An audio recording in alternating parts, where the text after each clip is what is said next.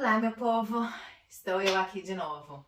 Então, hoje eu vim contar pra vocês como eu vim parar na Europa pela primeira vez.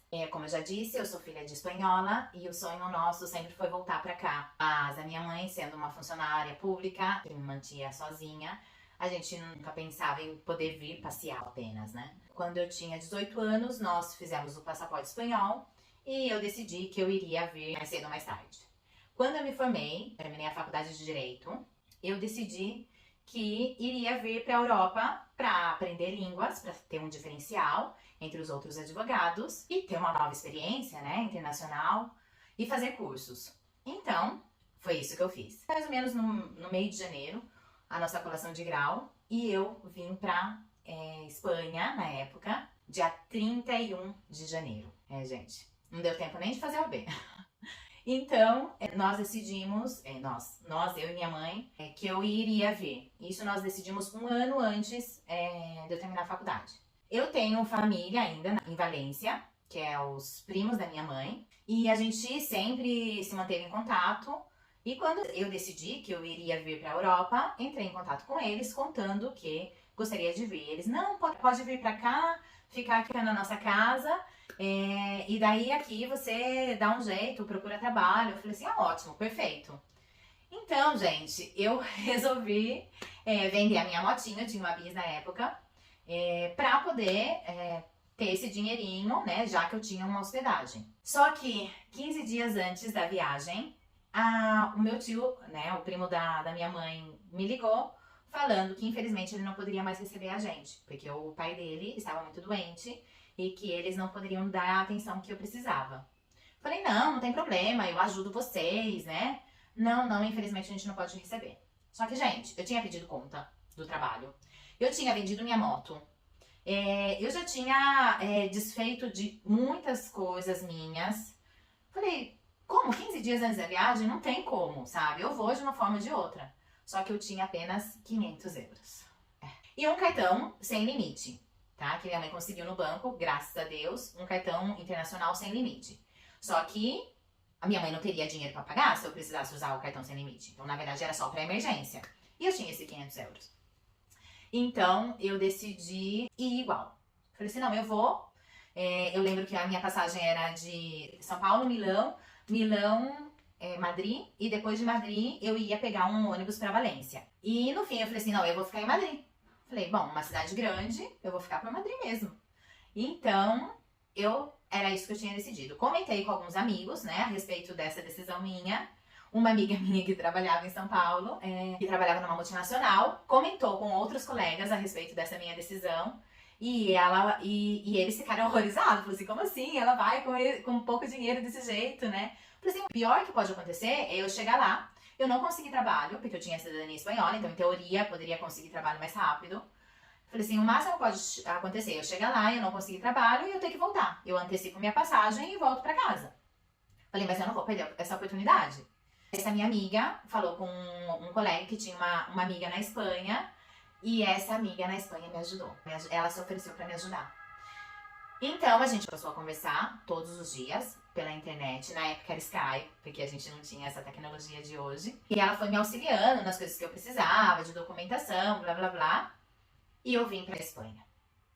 No caminho, gente, eu falo que assim, Deus sabe de todas as coisas, né? Minha mãe me deixou no aeroporto, peguei o avião, fui de São Paulo até Milão, se não me engano, não lembro se era Milão ou Roma. Eu esperando o segundo avião, né, que era a conexão de Milão-Madrid, eu parei e comecei a conversar com 2 brasileiros. Eu conheci um brasileiro que ele se chamava Carlos. Gente, ele estava na mesma situação que eu. A diferença é que eu tinha uma base de espanhol e ele não tinha nada. Só que a diferença é que ele tinha dinheiro e eu não tinha.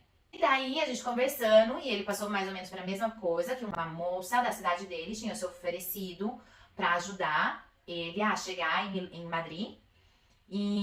Só que cobrou dele um dinheiro para poder ajudar. Ele pagou, ele vendeu as terrinhas que ele tinha. Se eu não me engano, ele era do Mato Grosso.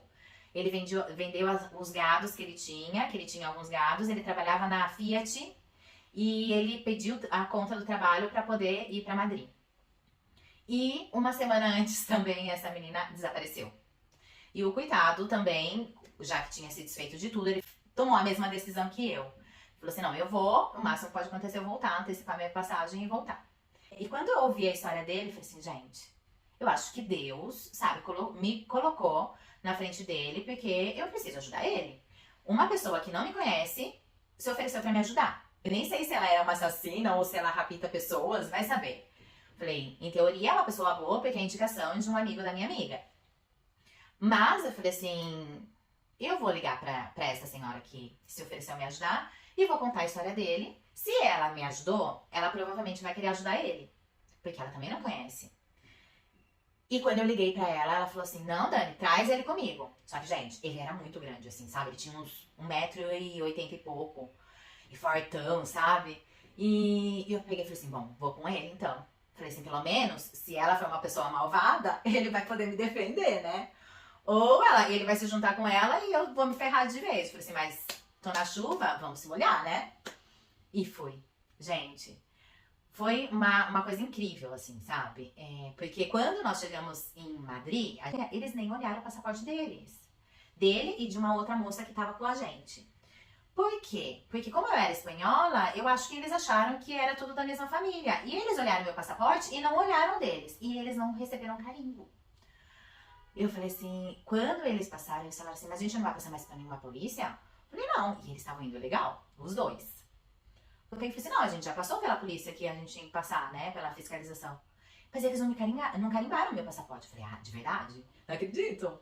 Não carimbaram. Daí eles ficaram todo felizes, né? A menina, ela ia ficar em Madrid mesmo, que ela tava na casa de uma irmã. E ele viria comigo.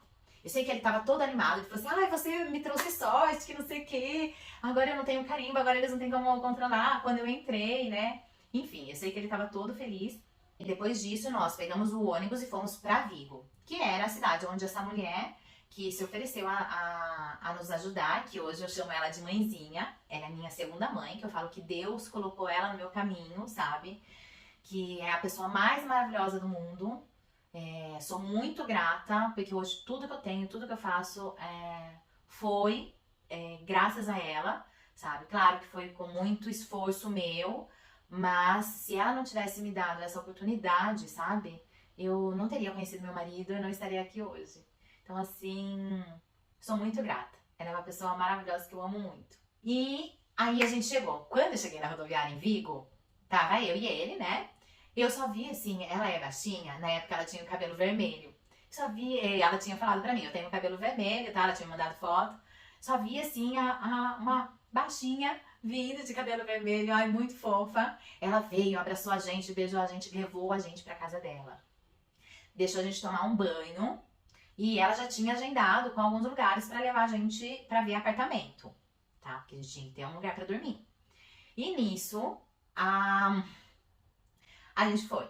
Chegamos na imobiliária, o cara da imobiliária vira pra gente e fala assim, olha, eu tenho um apartamento que tem 2 quartos disponíveis. Um é de 170 euros e outro é de 220. Daí eu peguei e falei assim, caramba. Eu falei assim, eu tenho 500 euros, 170. Assim, mas pra alugar, vocês precisam dar 3 meses antecipado. Daí eu fiz as contas, eu falei assim, 170 não vai dar. E agora? Eu falei assim, como que eu vou fazer? Eu tenho só 500 euros. Só que o Carlos, ele já sabia que eu tinha só esse valor, entendeu? A Maria, ela não sabia, a minha mãezinha. Que eu não contei todos os detalhes, sabe, pra ela em relação ao dinheiro, porque eu fiquei preocupada dela também me recusar de me ajudar. E eu falei assim, eu queria vir, sabe, de qualquer forma. Falei assim, era uma experiência que eu precisava ter. E eu não tinha falado pra ela. Daí, nisso, eu olhei pra cara do Carlos. O Carlos olhou pra minha cara, fez assim, ó. Olhei pra cara dele de novo, falei assim, você tem certeza? Ele falou assim, tenho. Daí eu peguei e falei assim, tá bom. Daí, nisso, eu falei com o cara, falei assim, olha, então a gente vai ficar, ele vai ficar com um quarto um pouco mais caro e eu vou ficar com o quarto de 170 e o Carlos vai pagar pra você. Daí ele foi, ele pagou e a gente foi pro apartamento. Gente, isso é só um pouquinho da história, porque tem muita mais história por aí, sabe? Mas eu falo que essa é a história que eu amo, porque foi uma história de ajuda, sabe? De pessoas que não se conhecem. Sou muito grata. Sou muito grata e sempre serei ao Carlos e à minha queridinha mãe, Maria. Que se hoje eu tô aqui, foi por causa deles. É isso. Por hoje chega e eu volto pra contar a continuação dessa história aí. Beijo!